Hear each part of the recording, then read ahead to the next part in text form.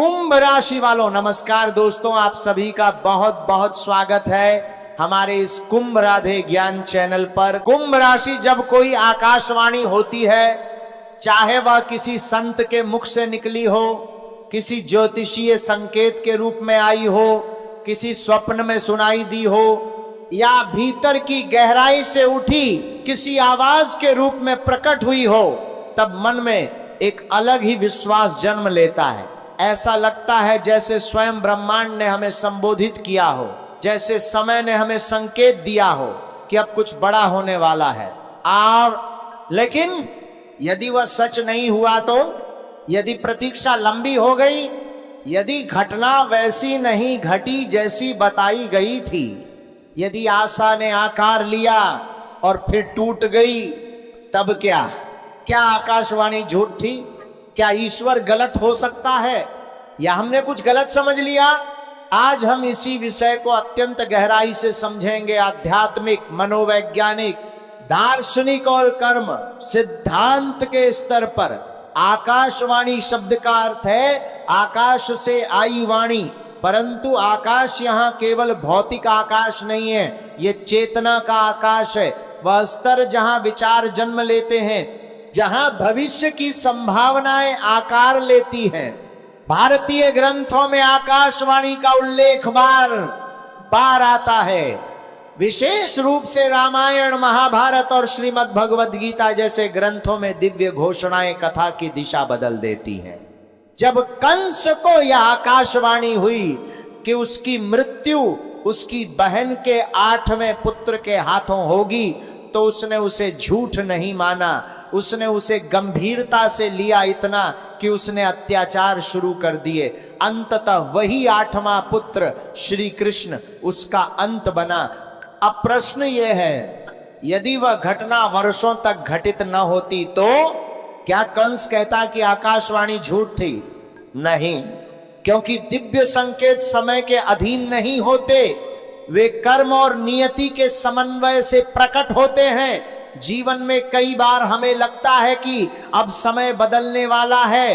कोई कह देता है तुम्हारी किस्मत चमकने वाली है, तुम्हारा बुरा समय समाप्त होने वाला है, ईश्वर ने तुम्हारे लिए कुछ बड़ा लिखा है। हम विश्वास कर लेते हैं, हम आशा पाल लेते हैं, हम कल्पनाएं बनाने लगते हैं। लेकिन जब ऐसा नहीं होता तब दो ही रास्ते बचते हैं, या तो हम विश्वास तोड़ देते हैं, या हम समझने की कोशिश करते हैं दूसरा मार्ग कठिन है पर वही परिपक्वता का मार्ग है। नहीं, आकाशवाणी संभावना होती है, गारंटी नहीं। यह समझना बहुत आवश्यक है। दिव्य संकेत दिशा देता है, परिणाम नहीं। वो बताता है कि संभावना है, पर उसे साकार करना आपके कर्म पर निर्भर है। अर्जुन को भी यह आश्वासन मिला था कि धर्म की विजय होगी, पर क्या बिना युद्ध के विजय संभव थी? नहीं, उसे युद्ध करना पड़ा, संघर्ष करना पड़ा, भ्रम से निकलना पड़ा। यदि अर्जुन बैठ जाता और कहता जब विजय निश्चित है तो मुझे कुछ करने की क्या आवश्यकता, तो क्या होता? अक्सर आकाशवाणी गलत नहीं होती, उसकी व्याख्या गलत होती है। मान लीजिए किसी ने कहा तुम्हारे जीवन में धन आएगा, आपने सोचा लॉटरी लगेगी, पर धन आया धीरे धीरे, मेहनत से, अनुभव के रूप में, कौशल के रूप में। हम चमत्कार की अपेक्षा करते हैं, ईश्वर प्रक्रिया देता है, हम परिणाम चाहते हैं, वह यात्रा देता है, मनुष्य घड़ी से चलता है, दिव्यता कर्म चक्र से। आप सोचते हैं 1 साल हो गया कुछ नहीं हुआ, पर शायद कर्मों का हिसाब अभी पूर्ण नहीं हुआ। बीज बोने के बाद फल तुरंत नहीं आता, मौसम बदलते हैं, मिट्टी तैयार होती है, जड़ें फैलती हैं और फिर फल प्रकट होता है। यदि बीच में आप पेड़ को उखाड़ दें और कहें ये तो झूठ था, तो क्या दोष बीच का है? कभी कभी जो हमें आकाशवाणी लगती है वो वास्तव में हमारी गहरी इच्छा होती है। जब इच्छा तीव्र हो जाती है तो वह भीतर से आवाज बनकर उठती है। इसलिए आत्म परीक्षण आवश्यक है। अपने आप से पूछिए क्या यह संदेश भय से आया था? क्या यह संदेश लालच से आया था? क्या यह संदेश अहंकार से आया था? या यह शांत मन से आया था? सच्ची आकाशवाणी शांति देती है, उत्तेजना नहीं, धैर्य रखें। धैर्य आध्यात्मिक परिपक्वता की पहचान है। 2 कर्म की समीक्षा करें। क्या आपने आवश्यक प्रयास किए? 3 अपेक्षाओं को संतुलित करें। अत्यधिक कल्पना निराशा को जन्म देती है। 4 संकेतों को पुनः समझें। हो सकता है संदेश का अर्थ अलग हो। जब आकाशवाणी सच नहीं होती तब विश्वास की परीक्षा होती है। विश्वास 2 प्रकार का होता है, परिणाम आधारित विश्वास, प्रक्रिया आधारित विश्वास। यदि आपका विश्वास केवल परिणाम पर आधारित है तो वह सौदा है। यदि आपका विश्वास प्रक्रिया पर आधारित है तो वह श्रद्धा है। हाँ, यदि भविष्य स्थिर होता तो कर्म का सिद्धांत निरर्थक हो जाता। महाभारत में कई बार परिस्थितियां बदली, निर्णय बदले, परिणाम बदले। इसका अर्थ है नियति और पुरुषार्थ साथ साथ चलते हैं।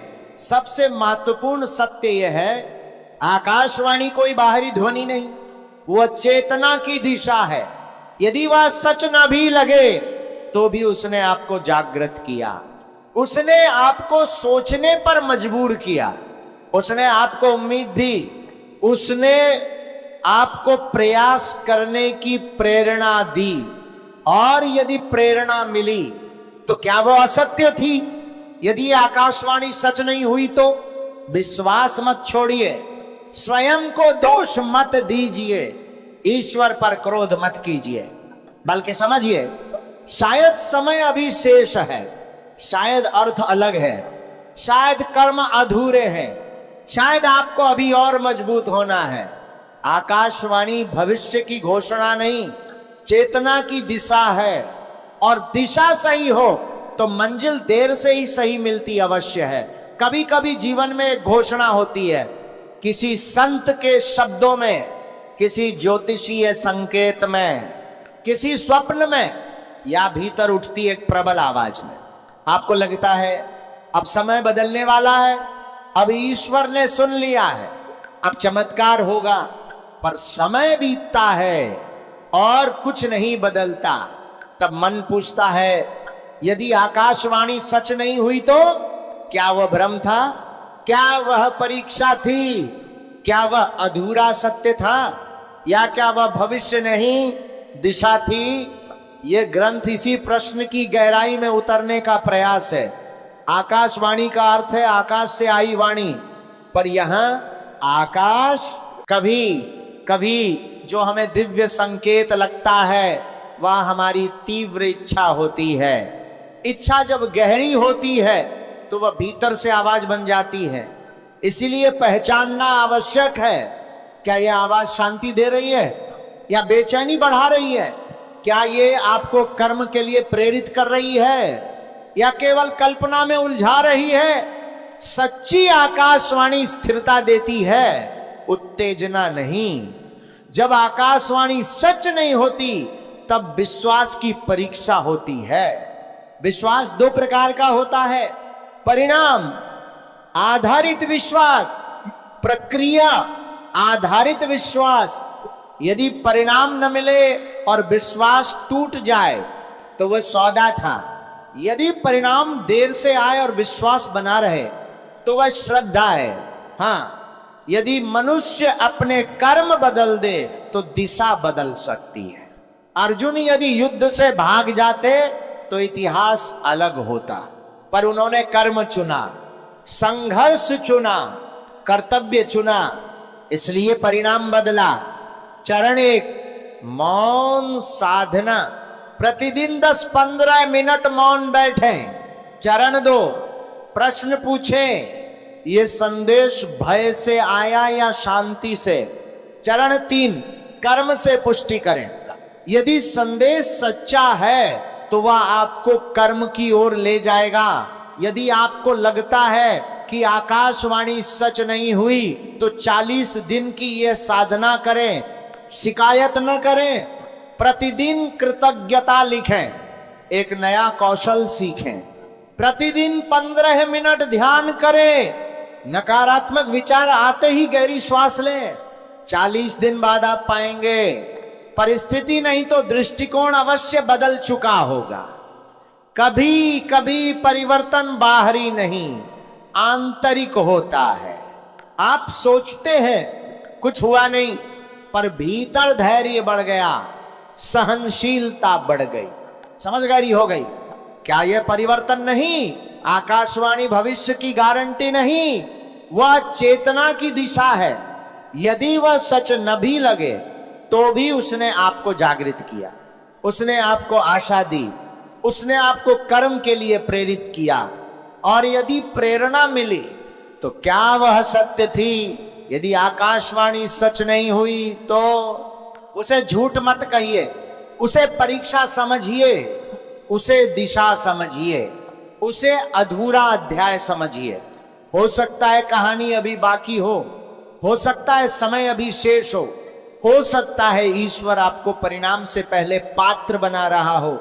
याद रखिए, आकाशवाणी घटना नहीं, जागरण है।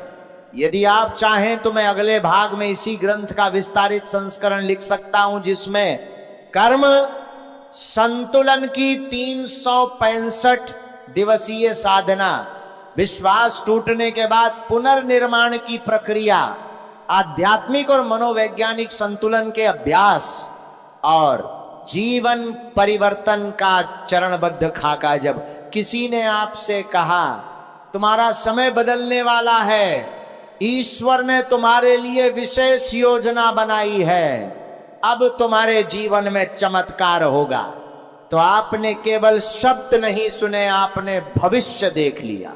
आपने अपने मन में चित्र बना लिया, आपने आशा को पकड़ लिया, लेकिन समय बीता और वैसा कुछ नहीं हुआ। तब जो होता है वह बाहरी घटना नहीं, वह भीतर की हलचल है। सवाल उठता है, क्या आकाशवाणी गलत थी या क्या मैं समझ नहीं पाया? इस विस्तृत ग्रंथ में हम इस प्रश्न को केवल धार्मिक दृष्टि से नहीं, बल्कि कर्म, दर्शन, मनोविज्ञान, समय चक्र, आत्म जागरण और चेतना के विज्ञान से समझेंगे।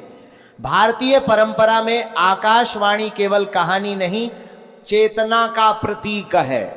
रामायण और महाभारत में आकाशवाणी अक्सर किसी बड़े परिवर्तन से पहले होती है। जब कंस को बताया गया कि उसका अंत निश्चित है, तब वह घबराया, पर उसने ये नहीं सोचा कि वह घोषणा कब पूरी होगी। आकाशवाणी का स्वभाव है, वह दिशा देती है, तिथि नहीं, वह संकेत देती है, विवरण नहीं। इसलिए जब हम उसे कैलेंडर में बांधने लगते हैं तो भ्रम पैदा होता है। जब कोई दिव्य संकेत मिलता है तो मन तुरंत अपेक्षा बना लेता है। अपेक्षा कल्पना प्लस समय सीमा। यदि कहा गया सफलता मिलेगी तो मन जोड़ देता है जल्द मिलेगी। यदि कहा गया धन आएगा तो मन जोड़ देता है अचानक आएगा। परंतु ब्रह्मांड का गणित अलग है। श्रीमद् भगवद गीता में कर्म पर बल दिया गया है, परिणाम पर नहीं, क्योंकि परिणाम समय से नहीं पात्रता से आता है। आकाशवाणी सच क्यों नहीं होती? कभी कभी इसलिए कि हम अभी पात्र नहीं बने। बीज बो दिया गया पर मिट्टी तैयार नहीं। यदि आपको बहुत बड़ा धन मिल जाए पर बुद्धि तैयार न हो तो वह धन विनाश भी बन सकता है। इसलिए कई बार ईश्वर परिणाम रोकता नहीं, तैयारी लंबी करता है। कर्म केवल वर्तमान का नहीं होता, वो 3 स्तरों पर काम करता है। संचित कर्म, पुराने कर्म, प्रारब्ध कर्म जो फलित हो रहे हैं, क्रियमाण कर्म जो अभी बन रहे हैं। आकाशवाणी संभावना है, पर प्रारब्ध की परतें मोटी हो तो फल देर से आता है। जैसे बादलों के पीछे सूर्य हो, सूर्य झूठा नहीं, बादल घने। कभी कभी आकाशवाणी वास्तव में हमारे अवचेतन की तीव्र इच्छा होती है। जब हम लंबे समय तक संघर्ष करते हैं तो मन खुद को आश्वासन देता है अब सब ठीक होगा।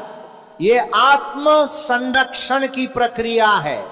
इसलिए हर दिव्य संकेत को आंख बंद करके सत्य मानना भी बुद्धिमानी नहीं। पहचान के 3 प्रश्न। क्या ये संदेश शांति देता है?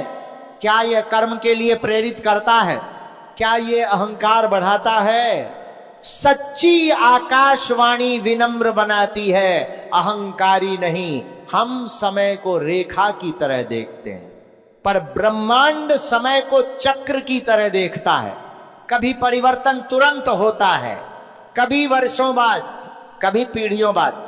यदि कोई आकाशवाणी सच नहीं हुई तो हो सकता है वो भविष्य आपके जीवन में नहीं, आपकी संतानों या आपके कर्मों के प्रभाव में पूरी हो। समय सीमित दृष्टि का नहीं, व्यापक दृष्टि का विषय है। विश्वास तब तक सरल है जब तक सब ठीक हो। सच्ची श्रद्धा तब जन्म लेती है जब परिणाम ना दिखे।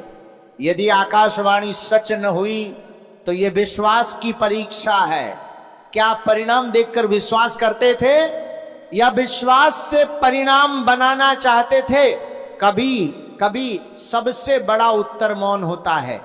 आप प्रार्थना करते हैं, आप प्रतीक्षा करते हैं, आप देखते हैं कुछ नहीं बदला, पर भीतर बदलाव शुरू हो चुका होता है। यदि पहले छोटी समस्या से आप टूट जाते थे